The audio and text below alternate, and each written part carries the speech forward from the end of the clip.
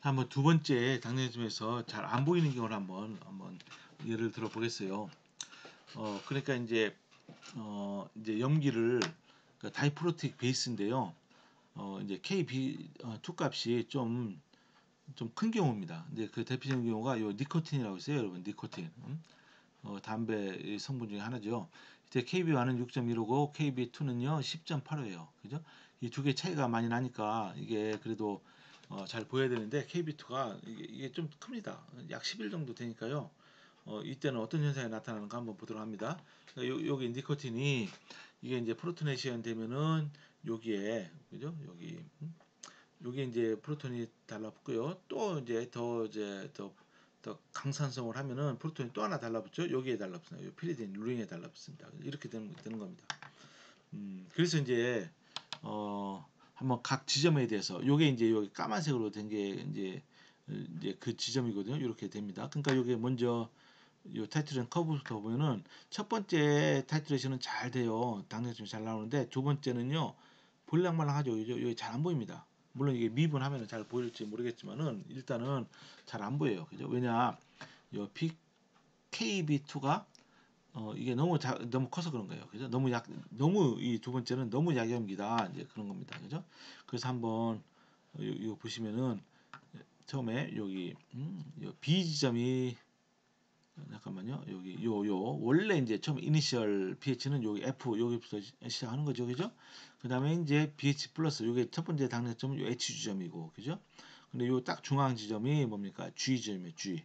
그죠? 이때는 pH가 얼마입니까? 이때는 딱 중앙에 이것의 pK 뭐가 되죠? pH는 요거 pKa2가 되죠.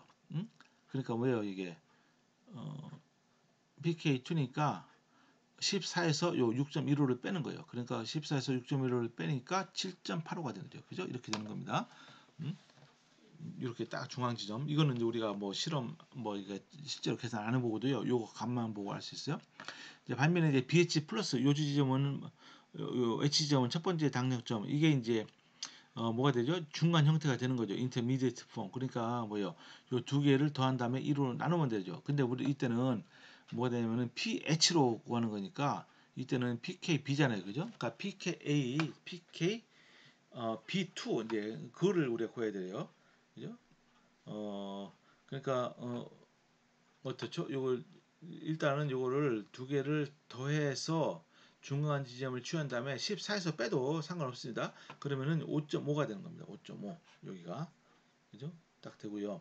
그 다음에 이제 여기 첫 번째와 두 번째 당력 사이에 딱 중앙 지점은 뭐가 되죠? 이때는 PKA1이 되는 거죠. 그죠? 근데 뭐예요? PKA1은 14 빼기 여기 PKB2니까 14에서 이걸 빼보세요. 그러면 3.15가 되는 거죠. 그죠? 그 다음에 이제 여기 어, 요 두 번째 당력점 이 점에서의 pH는 뭐냐? 이때는 이거는 우리가 요즘에서는 굉장히 이제 요게 무슨 계산을 할 수 있습니다만은 실제로 적정으로 이걸 알아내기는 쉽지 않다. 근데 이것도 당력점이 어딘가 있는 거는 우리가 적정을 통해서 확실히 알 수 있습니다. 왜냐? 첫 번째 당력점이 딱 두 배가 되는 그 부피가 바로 두 번째 당력점이기 때문에 그렇다. 그죠? 근데 pH는 실제로 한번 계산해 봐야 된다. 이겁니다. 그죠? 이렇게 이제 금방 우리가 알 수 있죠. 그죠? 자, 그 다음에 이제 우리가 실제로 이제 그러면은 실험을 할 때는 타이트레이션을 어떻게 하느냐? 지시학을 써서 할 때는요. 이렇게 전체 우리가 이런 타이트레이션 커브를 그릴 필요 없어요. 요 당량점 근방에서 색깔이 변하는 그런 지시학을 쓰면은 요렇게 종말점을 우리가 딱 한 번에 알아낼 수가 있거든요. 근데 이거를 전체 요 그림을 커브를 알고 싶다 그럴 때는 우리가 이제 pH 일렉트로드 있어요. 이게 주로 이제 글래스 일렉트로드가 이제 그건데요. 이것을 이용해서 우리가 엔드 포인트를 우리가 알아내야 됩니다. 그러니까 조금씩 첨가해 가면서 이거는 뭐죠? 약산을 강령기로 적정한 겁니다. 이런 커브 하나하나를 다 일일이 우리가 구해야 되는 겁니다. 그죠? 이거를 일일이 다 우리가 해서 그 다음에 이제 우리가 미분하는 거예요. 1차 미분하던 2차 미분하던 이제 구하는 겁니다. 그죠? 요 얘는 상당히 좀 드문 예인데요. 한번 보도록 합니다. 이게 뭡니까? 자, 이런 요 타이트레이션 커브를 딱 보시면은 뭔가 이상하다고 느끼겠죠. 그죠? 이걸 한번 잘 보세요. 보통은 요게 이제 당력점이 하나 두 군데서 여러분 이제 있을 것처럼 생각이 되죠. 근데 그게 아니에요. 왜냐? 이게 이제 사실은 세 번째 당력점, 네 번째 당력점입니다. 왜냐? 요게 간격이 첫 번째 보세요. 이게 첫 번째 당력점이라면은 두 번째 당력점은 요 부피의 두 배가 돼서 요쯤에 나타나야 돼요. 근데 그렇지 않죠? 여기 보세요. 요 부피 요 차이가 이만큼 있습니다. 그리고 이제 요 요거에 도달하기 위해서 부피가 얼마큼 이제 이게 첨가된 거가 요 사이에 요 칸수가 하나 둘 세 칸이에요. 근데 여기에 도달할 때까지는 하나 둘 셋 넷 다섯 여섯 일곱 여덟 아홉 칸입니다. 그죠? 그러니까 요 세 칸으로 우리가 빼면은 이미 셋이 이게 여기 한 군데가 있어야 되고요. 당량점 첫 번째 당량점 그리고 하나 둘 셋 그러니까 여섯 칸이 지날 때 여기에 또 당력점이 하나가 존재를 해야 됩니다. 근데 이거는 왜 그러느냐 그러면은 첫 번째와 두 번째 당력점은 전혀 보이지도 않고 왜 세 번째 네 번째 당력점만 보이느냐 이게 바로 이 내용의 포인트가 되는 겁니다. 그 왜 그러냐면요 예를 들어서 여러분 요 물질이 이건데요 이게 어 여기 프로톤이 4개가 해리하게 되는 거예요. 근데 첫 번째 이 Ka1과 두 번째 해리 상수 Ka2가요 상당히 큽니다. 클 경우에는요 이렇게 잘 안 나타나요. 여기서 안 나타납니다. 이렇게 되는 것이 아니고 아예 그냥 있는 도 많아도 안 나타나고 그 다음에 요게 이제 어, KA3가 작으니까 이때 나타나는 거예요. KA4도 작으니까 이때 나타나는 겁니다. 그죠? 이렇게 되는 겁니다. 그러니까 예를 들어서 제가 쉽게 설명을 드릴게요. 여러분 저기 황사는 해리를 두 번 하죠. 황사는 강산이죠. 그죠? 근데 황산을 여러분들 NaOH 같은 거 타이트레이션 하면은 어떻게 돼 있어요? 당뇨점이 두 개 나타납니까? 하나만 나타나요. 하나만. 그죠? 왜냐하면 첫 번째 해리 상수가 굉장히 크기 때문에 그죠? 하나만 나타납니다. 하나만. 음? 물론 이제 저기 저 당력점은 음, 첫 번째 이제 당력점이 나타나는 거 딱 중앙이 첫 번째 해리할 때 이제 그거죠. 그 당력점이라고 볼 수 있는데 워낙 강하기 때문에 음, 이 워낙 강하면요 당력점이 이렇게 잘 보이지가 않습니다. 이 경우가 바로 그런 경우예요.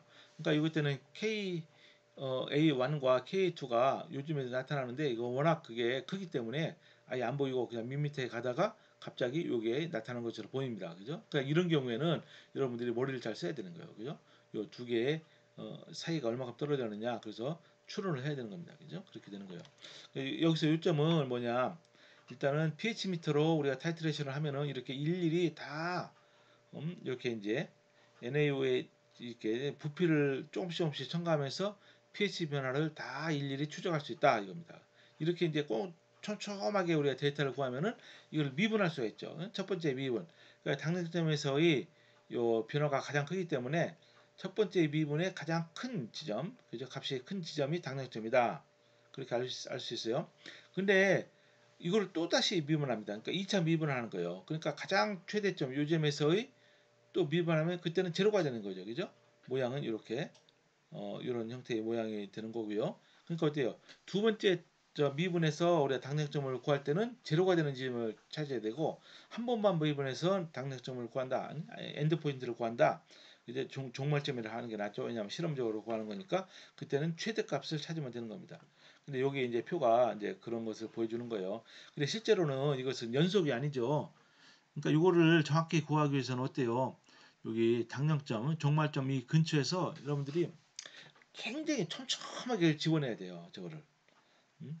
용액을 조금씩 집어내야 됩니다. 안 그러면 이게 툭 튀면요. 요게 미분을 하면요. 아주 데이터가 엉터리 나옵니다. 그죠? 근데 여기는 요 표는 뭐냐면은 그러니까 굉장히 촘촘하게 집어냈다는 거예요. 보세요. 여기 요 당뇨점 근방에서 85, 86, 87, 88 그죠? 이렇게 1ml 간격 1ml가 아니죠. 이제 마이크로리터 간격으로 이렇게 집어넣습니다.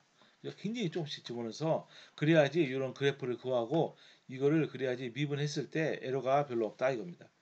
근데 이렇게 되는 경우에는 어때요? 어차피 그래도 중간에 부피가 연속은 아니잖아요. 그러니까 어때요? 그 사이 음?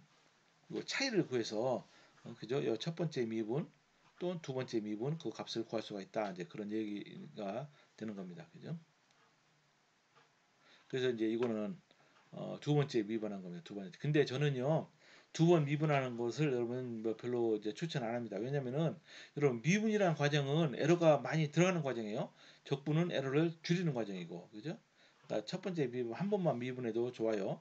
두 번 미분 이제 해도 되지만은 그때는 데이터가 굉장히 촘촘하게 있어야 되고 데이터가 에러가 거의 없어야 돼요. 그죠? 뭐 그런 에러 사항이 있다. 그러니까 여기 보니까 어, 이거는 이제 전부 다 세컨 데리베이티브 그죠? 그러니까 두 번 미분해서 구하는 겁니다. 첫 번 미분한 거와 그걸 또 그 차이를 구해서 이렇게 구할 수가 있다. 근데 이제 이론적으로 보면은 두 번 미분해서 딱 여기 제로가 맞춰줄 수가 없죠, 그죠? 그때 어때요? 요 제로, 요 제곱. 이때는 이게 이렇게 이제 데이터 포인트가 이렇게 듬성듬성 있는데 이거를 우리가 이 저 그래프에다 그려가면서 요 제로 지점을 이렇게 대강 알 수가 있습니다. 이것도 마찬가지죠. 요 지점을 알 수가 있어요. 이렇게 선을 그으면은 요 지점 만난 지점이 있을 거 아니에요. 응? 그때의 부피를 우리가 읽으면 되는 거죠, 그죠? 근데 이거는 상당히 이제 귀찮습니다. 그죠? 그러니까 여러분 한 번만 미분하면 돼요. 한 번만. 자 여기서 잠깐 쉬도록 하겠습니다.